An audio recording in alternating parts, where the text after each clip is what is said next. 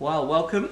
My name is Rich Robinson, and it's my privilege and pleasure to be able to share with you your What Could Be session at the Leaders Weekend. So, a little bit about myself. I'm married to Anna. We've been married just over 7 years. We have two wonderful children, Josiah, who will be 4 in when you watch this, about 2 weeks' time, and Esther, who is nearly 2. She'll be 2 in December, in mid-January. I've been in Sheffield for 13 years, a Christian 11 of those years. I became a Christian through the student work at St Thomas's, so it's the only home and church I've ever known, and have been on staff for the last 5.5 years. So I oversaw the children's work, and now over the last 18 months I've moved into overseeing the work with missional communities across the whole city and the church, and overseeing the youth and children's work. So I've been asked to come and share with you, and what we'll look at today is what could be. So you will have done the process of what is, you will have had an objective look at where you are, kind of locating yourself on the map. So each of you guys know where you start from. And this morning, what I hope to do is kind of open the horizons up to you a little bit, broaden those horizons, break some mindsets, hopefully plant seeds of faith, bring back a sense of hope. And my hope is that I would both kind of encourage you, that today you'd be affirmed and your hearts would be warmed, but also challenge you, also make you realise that there is more than this. There is a powerful kingdom that is advancing. There is a message of good news that can impact your neighbourhoods, your networks, your friends. So what I'll do is share a little bit of our story, some of the principles we've picked up along the way, some lots and lots of different stories of individuals, of communities, of events, of ministries that we've seen really impact Sheffield, and it's exciting. What I'm not going to do is tell you how to do it.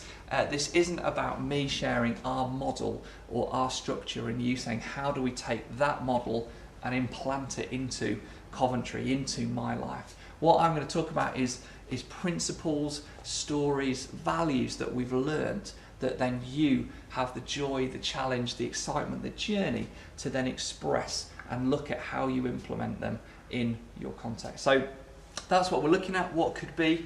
My hope is for at the end of this, you will both be full of the joys of spring, ready to take the world, and also have that slight apostolic nervousness kind of in your gut where you think, oh Lord, I know that you're calling me to more. So yes, I make no apology for that. We're going to have some time. We're going to listen to, I'm going to kind of have a conversation with one of our community leaders, a lady who now works with me. Going to get to watch some Fresh Expressions DVDs and hear lots of different stories. So lots going on.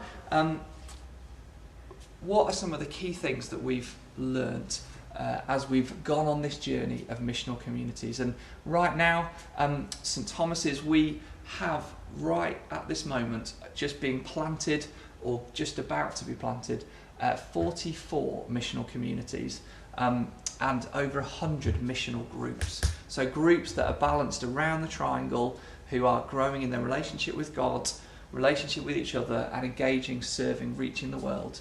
Over 100 missional groups and 44 missional communities. And that's been a process we went through as a leadership team, exactly the same process that you guys are going through on your Leaders Weekend. We went as a senior team and went on a 3-day version of what you're doing in a weekend, just incredibly intense and incredibly just an affront to me, my senses, my spirituality, all of that. But we did the what is, and in April 2007, kind of 2 and a bit years ago, we had 13 missional communities and we had 26 missional groups.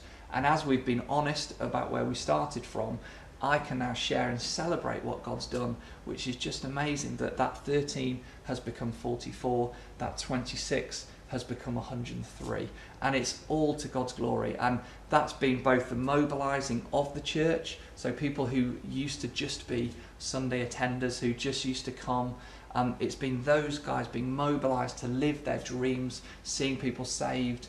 We've seen an increase in healing. We've seen an increase in work with the vulnerable, the marginalised, with the young children, with the youth. It's been so exciting. So it's been both mobilising people to live a more missional and a more communal lifestyle, but also it's been lots of growth in the family's been extended over that time. So we've seen people saved, we've seen people healed, we've seen people come in, the prodigals return, as well as the lost be brought into a living relationship with Jesus. So that's the journey that we're on, and I want to share some of those learnings with you, and my hope is they'll both inspire and challenge you today.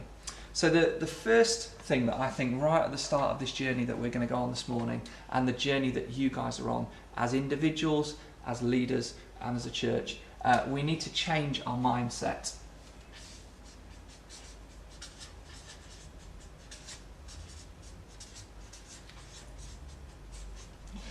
What do I mean by that? Well, what I mean is we need to come back to the Great Commission and the greatest commandments. We need to come back to the fact and own the fact that we are a sent people. We're called to go and make disciples.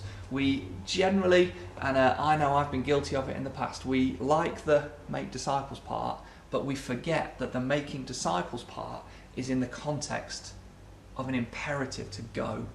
So often I think we as a church have been great at making disciples of the people that are there, but we've forgotten the imperative of movement, the imperative of service, the imperative to go.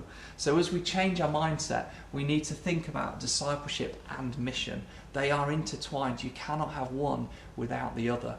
And so we need to understand that we're a sent people. And as we go, as we make disciples, how do we do it? How do we live? Well, we love God with everything we've got, and we love our neighbour, both our Christian neighbour and our non-Christian neighbour. So I think right at the start we need to take away all of the baggage, both mental and physical, of church, and we need to understand, we need to look at the gospel, we need to look at the commands of Jesus and say we want to live the Bible, we want to live the way that God has called us to live, we want to